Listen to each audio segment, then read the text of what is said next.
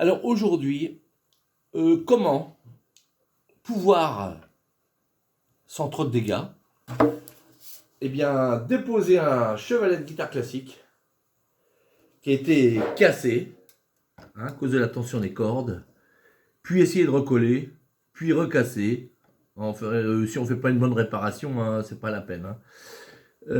Voilà. Alors les gens qui ne connaissent pas les tensions des cordes et tout ça, s'il vous plaît, arrêtez quand vous êtes chez des gens de vous la raconter et d'arriver et de oh je monte, je monte, je monte. Ça c'est nada. Hein.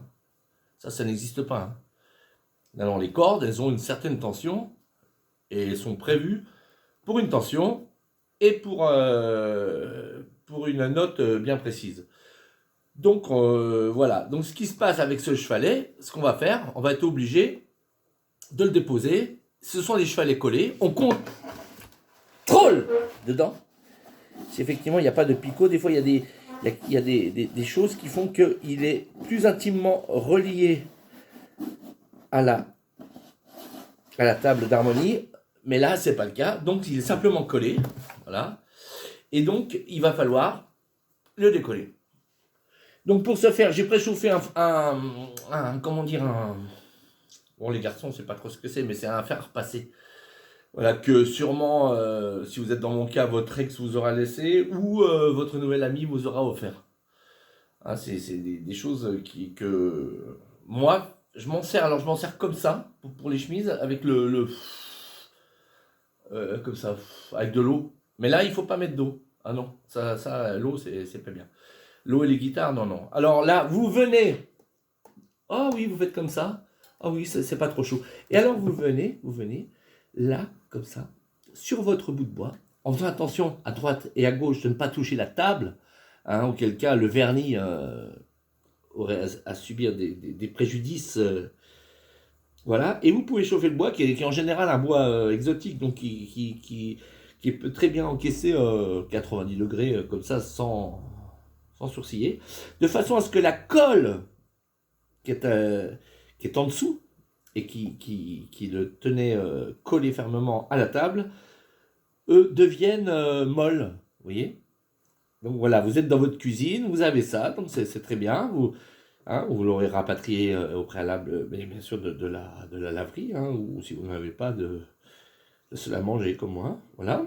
Et alors, vous prenez le couteau de cuisine, hein, et vous allez venir avec la pointe gentiment bien parallèle à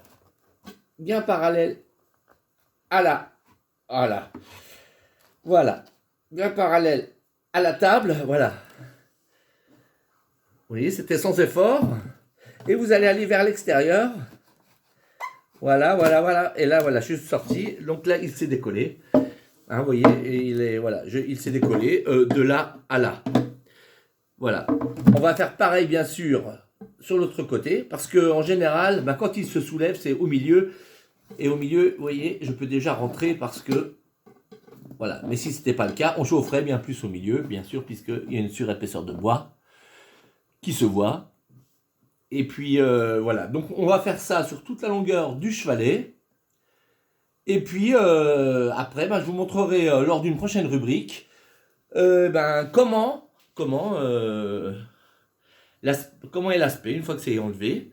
Alors voilà, on peut le faire avec un chevalet qu'on souhaite recoller, s'il est en bon état. Et là, on va le jeter, hein, parce qu'il est irréparable. Et puis, on le remet à la même place, puisque il y a des cotes qui sont établies, hein, donc on est obligé de regarder la longueur de corde. Hein, ça, je l'expliquerai un autre jour. C'est-à-dire le diapason, hein, et le respecter, puisqu'il n'y a pas de réglage possible, comme une guitare électrique avec des pontées. Hein, et avec un chevalet avec des pontées, ça s'appelle un chevalet ponté. Donc il n'y en a pas là-dessus, donc on a intérêt à tout de suite mettre ce chevalet à la bonne distance par rapport au sillet, qui n'a pas bougé lui, et donc on sera raccord avec les frettes.